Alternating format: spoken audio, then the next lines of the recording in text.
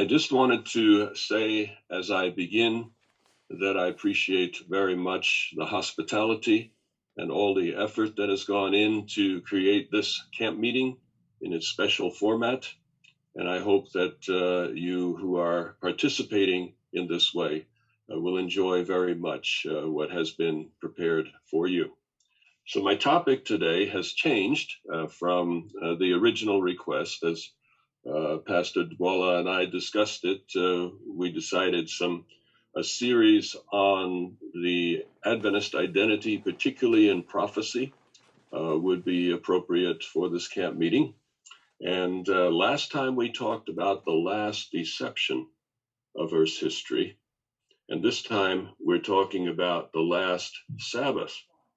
And here we get into something interesting, because Adventists have always said the Sabbath will be the crucial issue in the final crisis of Earth's history. And we've always said that you get that from the book of Revelation. But the problem is the book of Revelation never uses the word Sabbath, nor does it even use the phrase the seventh day of the week. So the question becomes, as we look at the book of Revelation, can we show from the book of Revelation that in fact the Sabbath truly is a defining issue in the final crisis of Earth's history? As we noticed last time, the basic issue in Revelation, the basic approach, is the idea there'll be a great end time deception. And what is not so clear is that what exactly that deception will be about. What exactly is the issue that will be involved in the final crisis of Earth's history? That is a basic principle when looking at the book of Revelation, and that is that Revelation is based on the Old Testament. So if you've ever been reading Revelation and you're totally puzzled as to what's going on there, I have good news for you. If you pay attention to the hints regarding the Old Testament, the book of Revelation will open itself to you, and you won't need someone else to explain it to you, but it will open itself to you. And I can tell you from personal experience, that is a very exciting thing when it happens. It's even better than a computer game. You know what computer games are like, right? You have to master a certain level, and your reward for defeating that level is you get to move up to a harder level. That's kind of the way it is with Revelation. As Revelation begins opening itself to you, fresh questions and fresh things arise that strike our curiosity and bring us back even more. So the key, I have found, above all else, to understanding the book of Revelation is to discover how a given text or a given passage relates to the rest of the Bible. You may remember in Ellen White's book, Acts of the Apostles, she says that in the book of Revelation, all the books of the Bible meet an end. In other words, Revelation is the climax of the Bible. It's the climax of the biblical symphony, one scholar said. So that in Revelation, if you can see how Revelation uses the rest of the Bible, particularly the Old Testament, it will become a new book to you. It contains the language, the ideas, the places, and the people of the Old Testament. But there's a problem. There's always a problem when you're facing Revelation. There's always more questions that arise. And the problem here is it would be easy to say, okay, if the Old Testament is the key to Revelation, where are all the quotations of the Old Testament? And the answer is, there aren't any. The book of Revelation never quotes the Old Testament. It only alludes to it. That word alludes means kind of like hints. It points you there, but it doesn't give you all the details. And so in the book of Revelation, you don't have a clear statement. Yeah, here's the Old Testament. here's what you need to know. The question becomes, if the author of Revelation is alluding to the Old Testament, hinting at it here and there, how do you know when John intends to allude to the Old Testament? How do you know when John is saying, look, if you don't go to the Old Testament, if you don't go to Daniel 7, if you don't go to Genesis 1, if you don't go to Isaiah 55, at this point, you will not understand the book of Revelation. But that isn't spelled out, and that's the difficult part.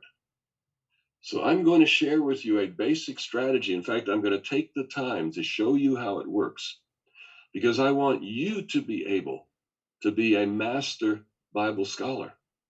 If you have the tools, all it takes is the time. And I'm going to give you the tools this morning and then show you how using those tools brings out the meaning of the Sabbath in the book of Revelation. So you can start when you're reading the book of Revelation to look at Bible margins, for example. In many Bibles, you'll have a margin in the center or down at the bottom of the page, and it will give you other Bible texts that the one who edited that Bible feels would be helpful to you. And so you can use those margins, more than one. You can look at Bible commentaries and see what Old Testament passages they suggest and gather potential Old Testament passages. You say, I wonder if this passage is important to understanding Revelation. And then you can compare the text and look for words, themes, and structures that relate to each other, verbal, thematic, and structural parallels, and ask the question, is John alluding to the Old Testament or just echoing it? Let me tell you the difference here. If you're alluding to an earlier passage as an author, you want the reader to know that passage, to go back to that passage, to understand that passage, and that will bring additional information into the book of Revelation. So allusions are where John intends the reader to know what background text is in view. An echo is simply a place where John uses Old Testament language, but without having a particular text in mind. So how do you know? How do you discover where those allusions are that open up the book of Revelation a special way? And if you find those allusions, you will find additional information that can help you to understand what is happening in the text. So let's do an example so that you can understand how this process works. And we'll start with Revelation 13, verses 1 and 2. We spent some time in Revelation 13 on Sunday. And so now we come back to it.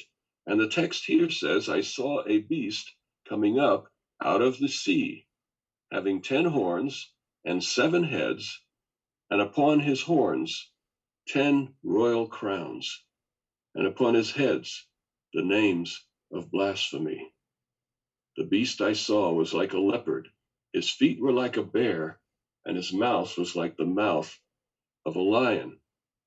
I'm curious if anyone in the audience already has an idea of what text is being alluded to here in Revelation 13.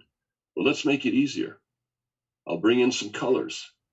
All right, you have a beast coming up out of the sea, a beast that has 10 horns and 7 heads, a beast that looks like a leopard, has feet like a bear, and a mouth like a lion. Does that give it away? What text in the Old Testament has a leopard, a bear, and a lion in it? Daniel 7. Daniel 7 describes 4 animals who come up out of the sea. You have there a lion, a bear, a leopard, and I'm not sure what to call it, but it's a beast that is unlike any other beast seen in nature. So I'll call it the bizarre beast, a really strange looking beast. All right. So you have 4 animals, 3 of which are mentioned in Revelation 13. So let's ask the question, how many heads do these animals have? You might think, that's a strange question. Animals have 1 head, right? Well, most of the time, the lion has 1 head. The bear in Daniel 7 has 1 head. The leopard has 4 heads. Surprise, surprise. And then this really strange beast is common with some of the others with having just 1 head. So let's do the math. 1 plus 1 plus 4 plus 1 equals what? 7. You see what's happening here? You have 1 animal in Revelation 13, but that 1 animal has 7 heads. The 4 animals of Daniel together have 7 heads. So the 4 beasts of Daniel seem to be summed up in the 1 beast of Revelation 13. This 1 beast looks like the lion, the bear, and the leopard. And we'll see that he acts like that strange 4th beast as well. But what about horns? How many horns does the lion have in Daniel 7? None. What about the bear? No horns. What about the leopard? No horns. What about Mr. Bizarre? 10 horns. All right. The math is easy this time. A bunch of zeros plus 10 equals 10. So the 4 beasts of Daniel 7 together have a total of 10 horns and 7 heads. The 1 beast of Revelation 13 has 10 horns and 7 heads. So the beast of Revelation 13 is clearly building on Daniel 7. If you want to understand Revelation 13, you need to know Daniel 7. Now, I'm not sure that the early Adventist pioneers knew a lot about illusions or even were looking for anything like that, but they had the sense that if you don't know Daniel, you're not going to understand Revelation. And they were absolutely right on that. Allusions to Daniel are all over the place in the book of Revelation. One of the most powerful ones seems to be right here in Revelation 13. All right, so this is reasonably clear. We have a beast coming up out of the sea, 10 horns, 7 heads, looking like leopard, bear, lion, etc. Let's apply the method. All right, how would one determine that Daniel 7 is being alluded to in Revelation 13? All right, so you have, oops, there we go. All right, you have in Daniel 7, coming up out of the sea, lion, bear, leopard, 7 heads, 10 horns. You have all those things in Revelation 13. So the evidence is clear. There's no question that Revelation 13 is alluding to Daniel 7. There's just way too much in common for it to mean anything else. But what if the evidence is less clear? What if it's not so clear, not so obvious that John is alluding to the Old Testament? What do you do then? That's when applying the method becomes critical.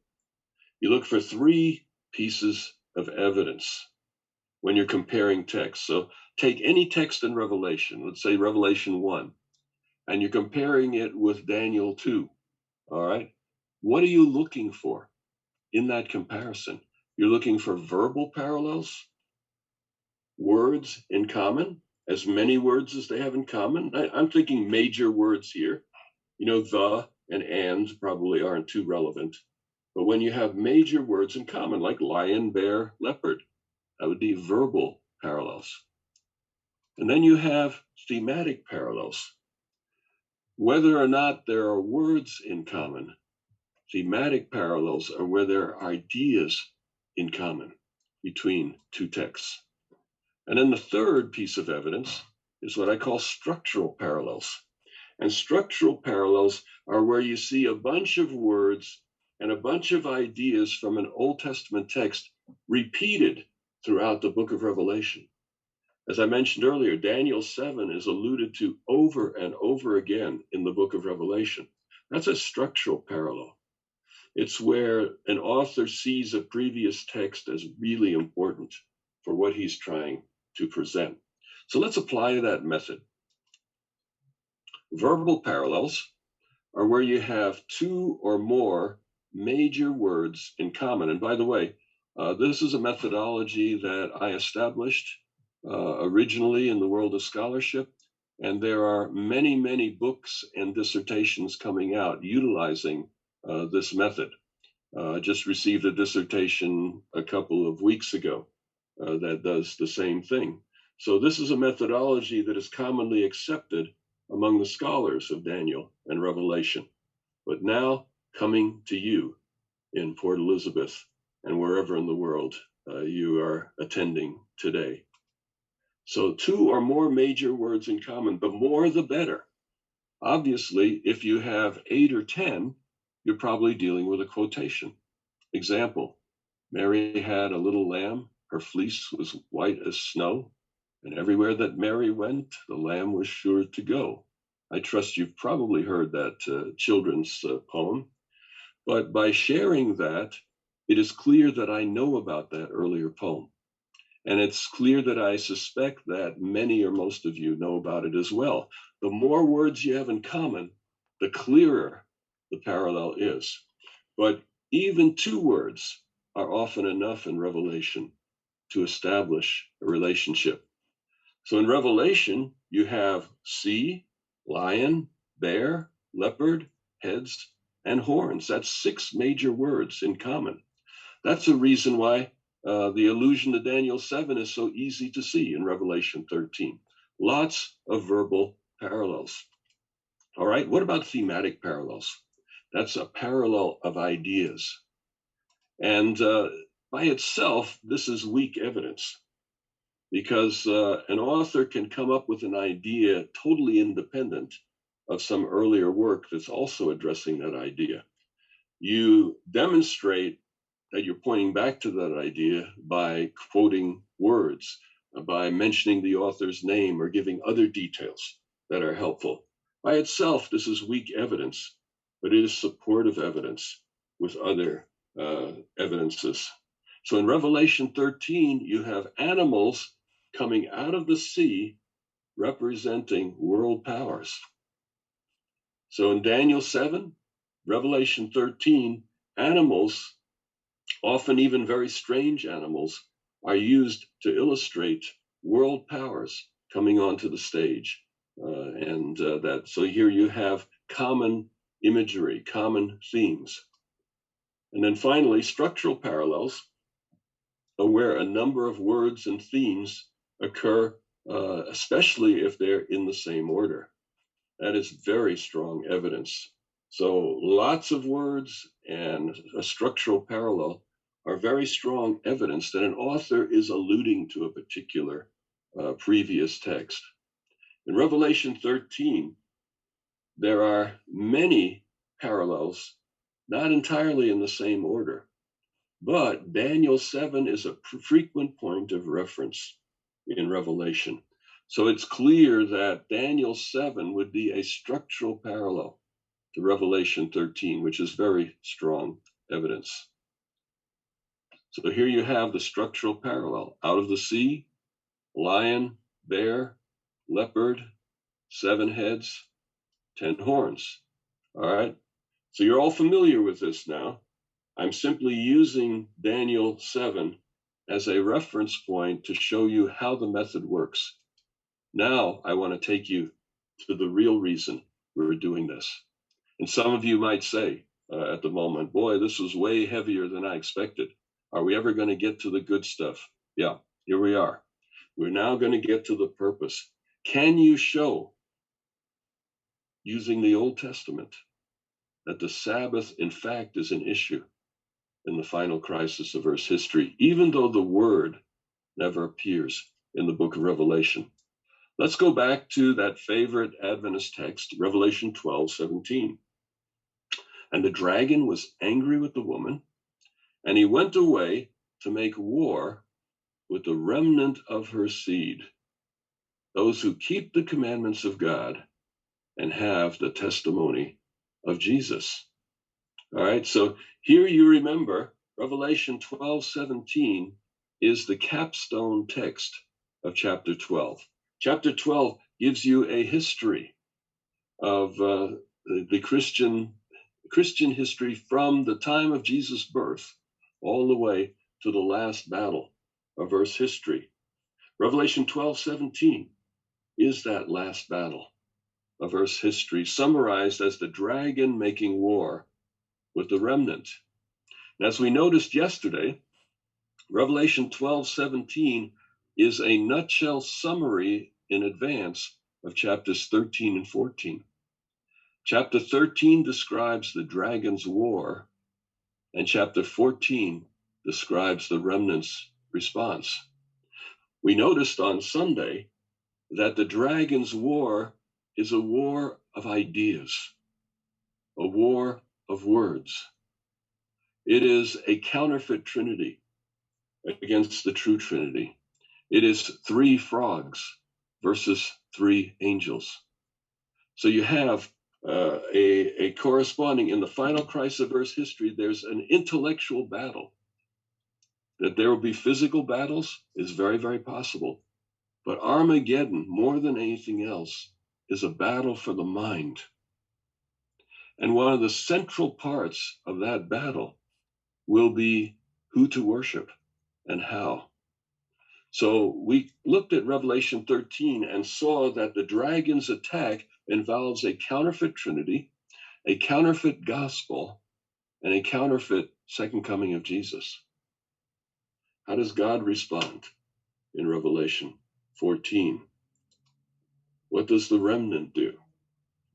There's the counterfeit trinity once more, the dragon, the beast, the false prophet, Father, Son, and Holy Spirit. And what happens in chapters 13 and 14 is you have an unholy trinity and you have a remnant. And what happens in this text is the unholy trinity is attacking the remnant.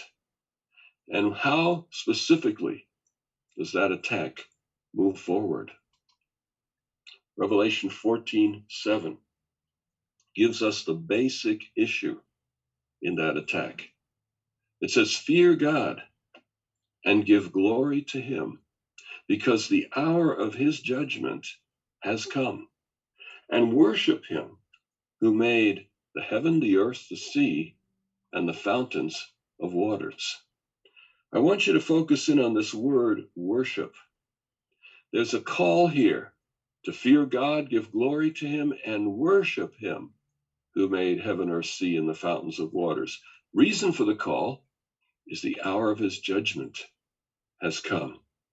It's the time in Earth's history of the final judgment, and people around the world are making final decisions. That's what this war is all about. It's not primarily about tanks and planes. It's a battle for the mind, a battle for human hearts, a battle for human allegiance. Which God is worthy of worship? So Revelation 13 and 14 leave us no doubt about this basic issue. It's way more than just the word worship in this one text. Take a look. Revelation 13:4 says they worshiped the dragon because he gave his authority to the beast. And they worshiped the beast, saying. So there you have the word worship twice. Everyone who lives on the earth will worship him. And he will cause the earth and those who live in it to worship the first beast. Verse 15, in order that the image of the beast might speak and might cause anyone who does not worship the image of the beast to be killed. So in Revelation 13, the word worship appears 5 times, twice in verse 4, one each in verses 8, 12, and 15. But it doesn't end there. In Revelation 14:9, it says, if anyone worships the beast and his image. And then in verse 11, those who worship the beast and his image. How many times do we see the word worship here? We have 1, 2, 3, 4, 5, 6, 7 times. But notice all of these 7 are invitations to worship the beast, worship the dragon, worship the image of the beast. 7 mentions of worshiping the counterfeit Trinity. So the issue in the final crisis of Earth's history is clearly worship. And 7 times there's a call to worship the beast or his image. One time, only one time in these chapters is there a call to worship God. Do you catch the significance of that?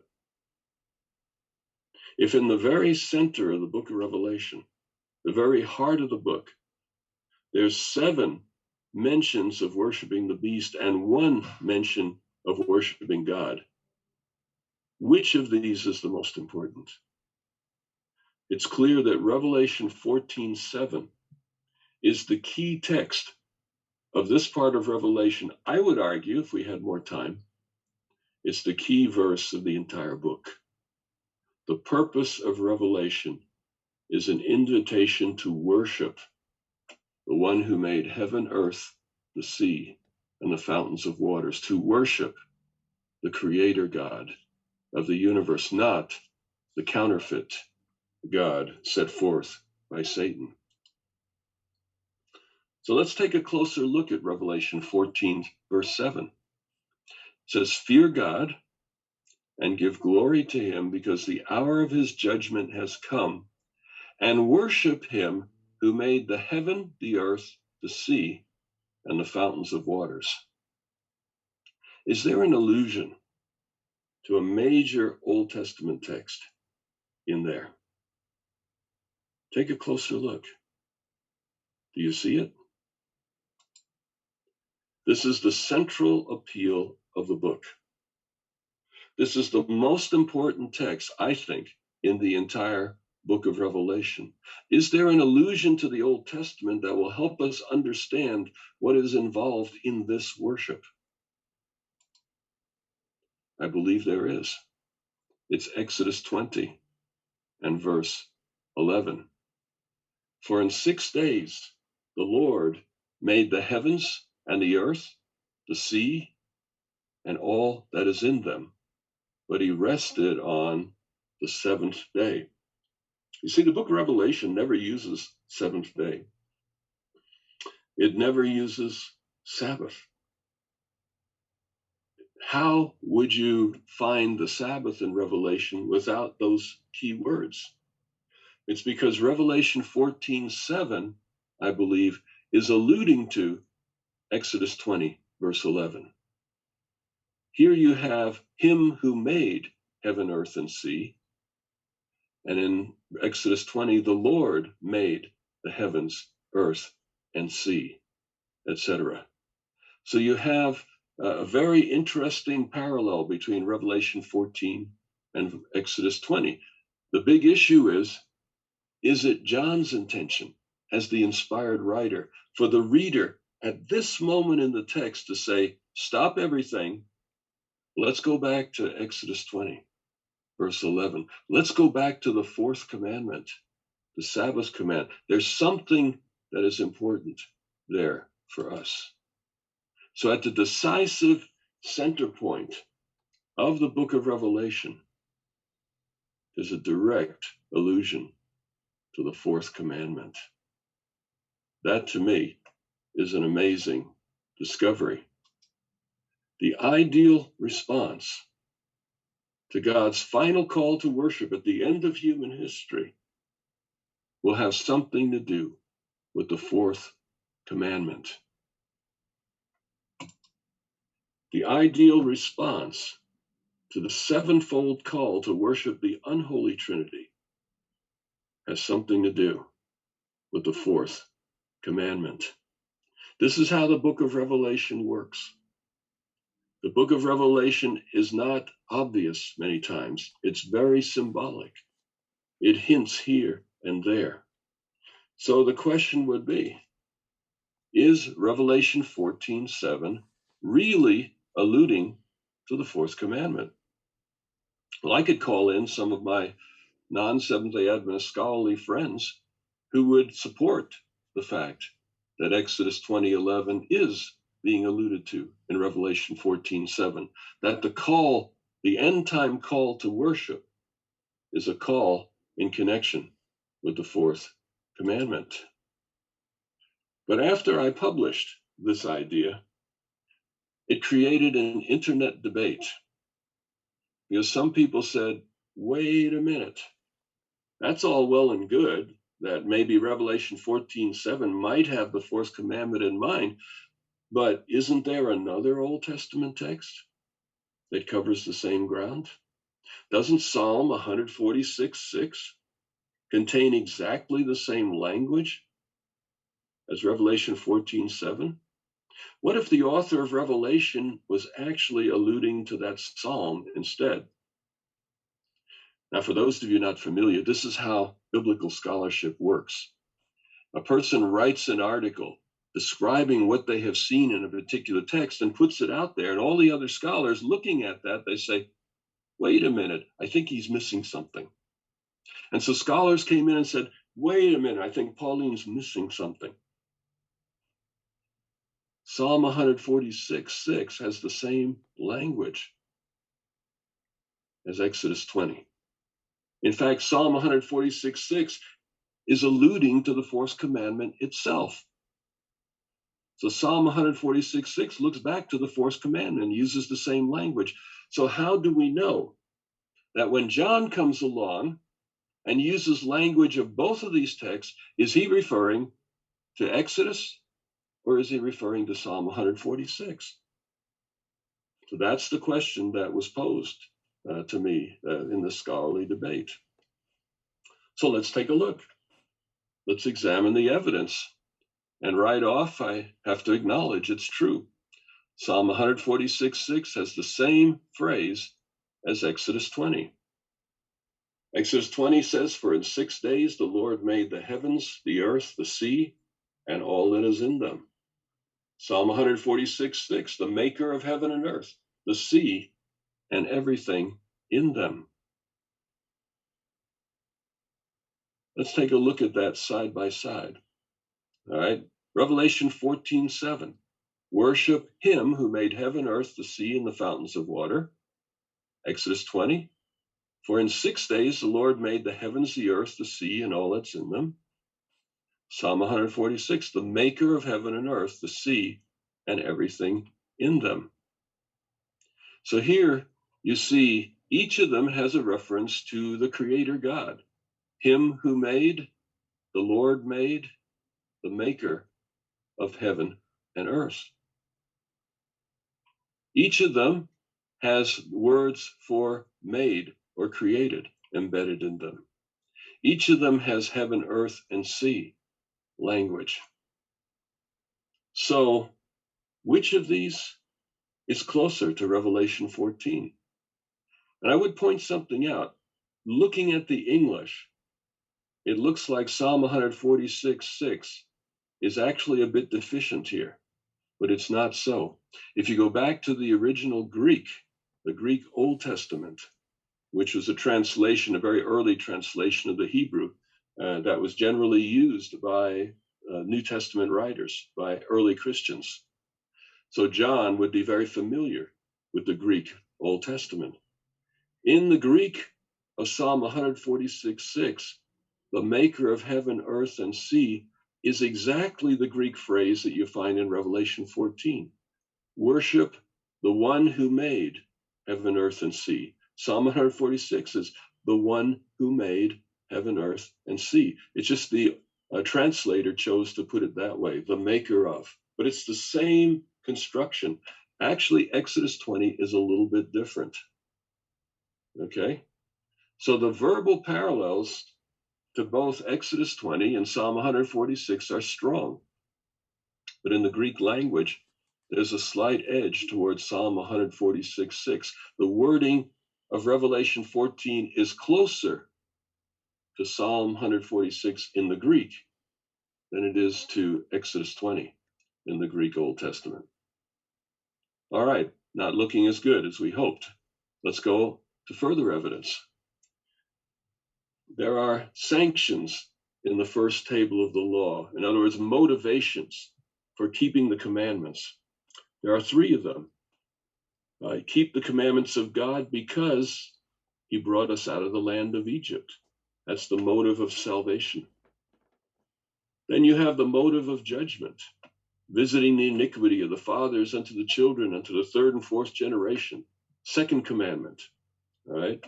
So you have the theme of judgment, and then you have the theme of creation. For in 6 days the Lord made heaven and earth. So why would you observe the first 4 commandments? Because God saved you, because judgment is coming, and because God made you. 3 motivations for observing the first 4 commandments. In the last 6, you have the motivation of living a long life if you honor your father and mother. So there are motivations in the commandments, but the 3 motivations of commandments 1 through 4 are found in Revelation 14:7. I saw another angel flying in mid-heaven, having the everlasting gospel to preach to those who live on the earth, the motivation of salvation.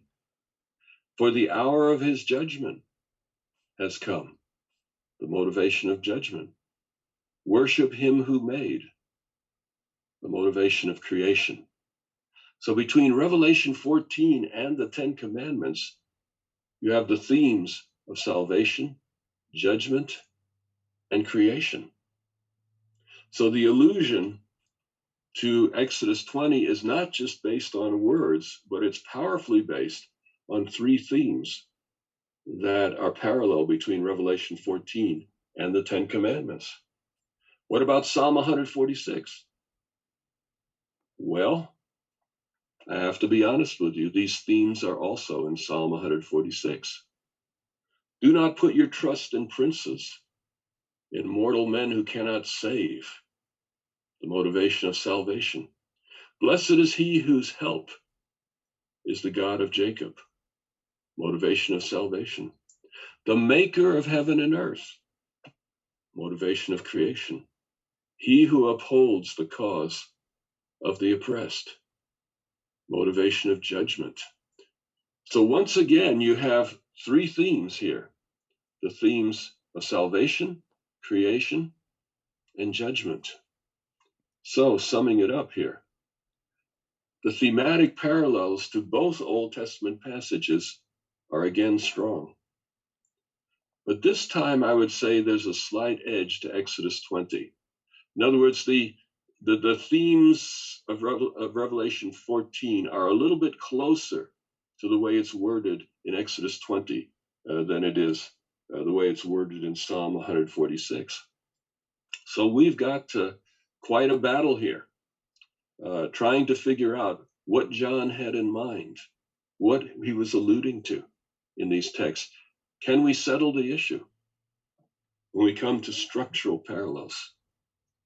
Are there structural parallels between Revelation 14, Exodus 20, and Psalm 146?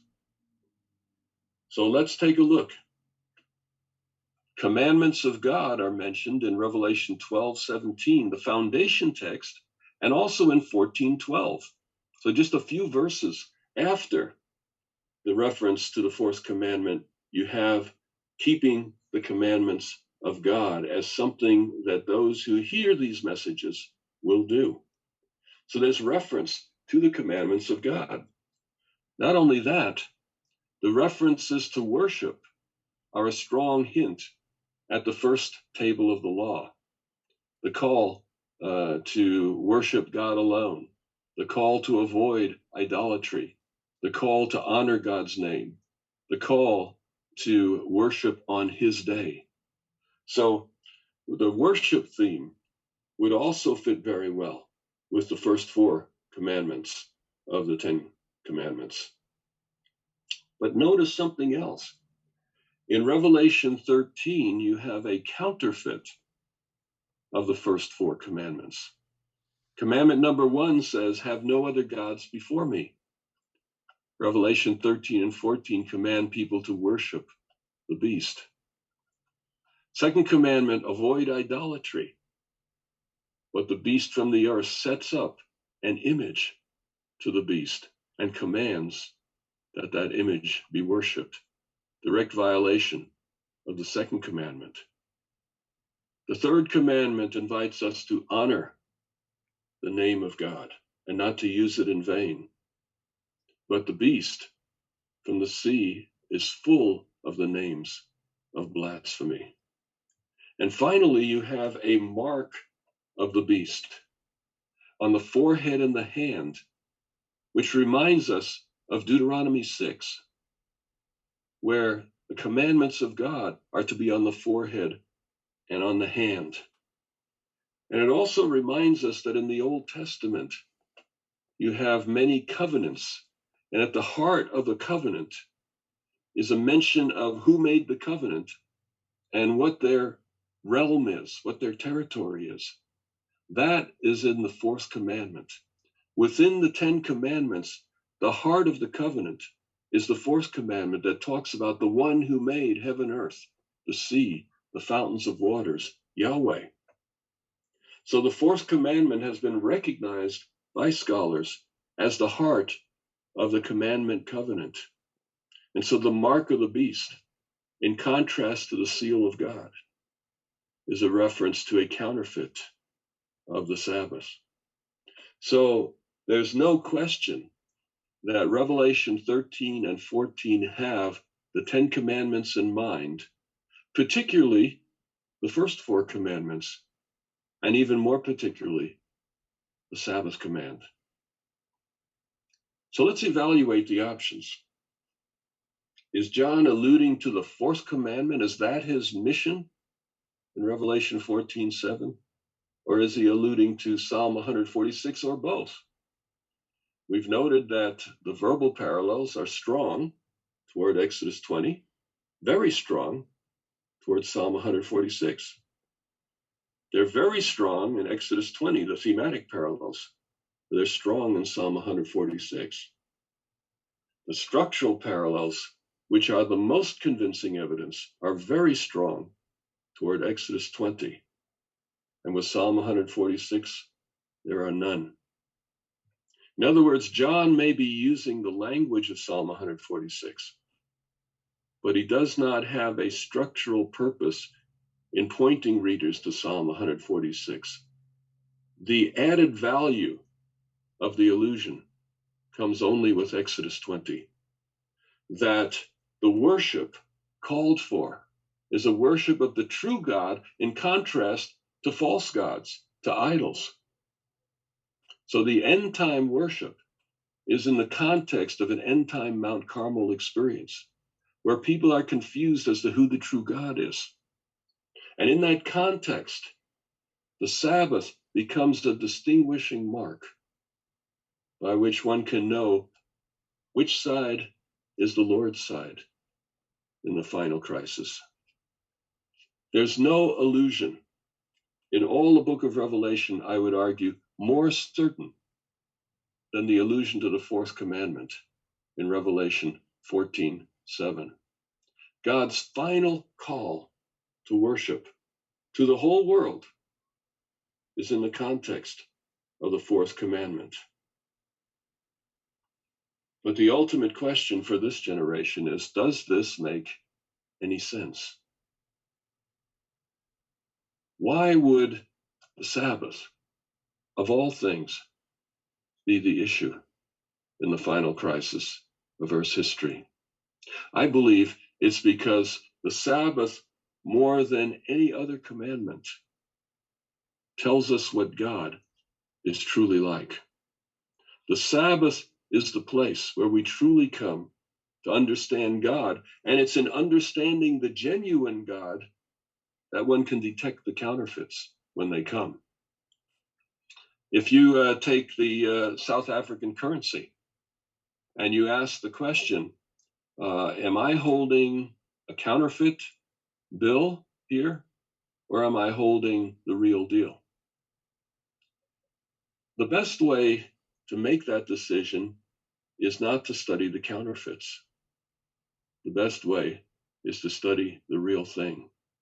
And the Sabbath helps us to know the real God. The Sabbath, first of all, is a pointer to creation. We saw that in Revelation 14, that worship the one who made heaven and earth, the sea and the fountains of waters. What does creation tell us about God? It mentions the word freedom there. The Sabbath reminds us of creation, where God placed freedom at the very center of his relationship with human beings. Adam and Eve were allowed to choose. There was a tree of life and a tree of knowledge. They were allowed to choose. God created beings who were not robots, beings who simply followed God because they were programmed to do so. These were beings that had the freedom to choose. God wanted creatures who would respond to him and love him freely. You see, robots can't love. They're programmed to love. To feel loved, it needs to be a choice. You need to know there's another human being that is committing themselves to me out of free choice. That's what love is all about. So a God of love created creatures who are free. And what else does creation tell us? It tells us God wanted to be in relationship with his creatures. He came in the cool of the evening to visit with them every night. He created over 6 days a magnificent world, an amazing place for them to live and enjoy, and even created a day in which they could do it together, enjoy that magnificent creation. So it tells us that God loves freedom. And keep in mind that there's a tremendous sacrifice in that. Every time God creates a free being, he is limiting his own freedom of action. He's giving of himself in order that we might be free. So God is an incredibly generous God, contrary to Satan, who is selfish and grasping. Even more than that, God gave Adam and Eve the power to create. What an incredible sacrifice, this magnificent God, the power to create little people in our own image. What an amazing thing. Something you're familiar with in South Africa, I'm familiar with here.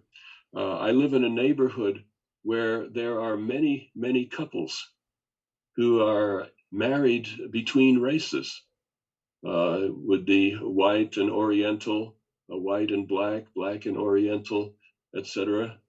And these mixtures, when you see the children, it is just so fascinating. They are images of both parents.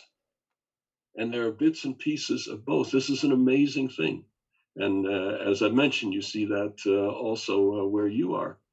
God gave us the power to choose partners, gave us the power to create. That is an incredible gift that God has given. So creation tells us that God is exceedingly generous, so much so that he gives of himself, he gives us freedom, he gives us power to create, he offers us relationship. And all of that is memorialized by the Sabbath day. You see, Sabbath is central because it tells us things about God that distinguish him from Satan in the final crisis. It's also a pointer to salvation.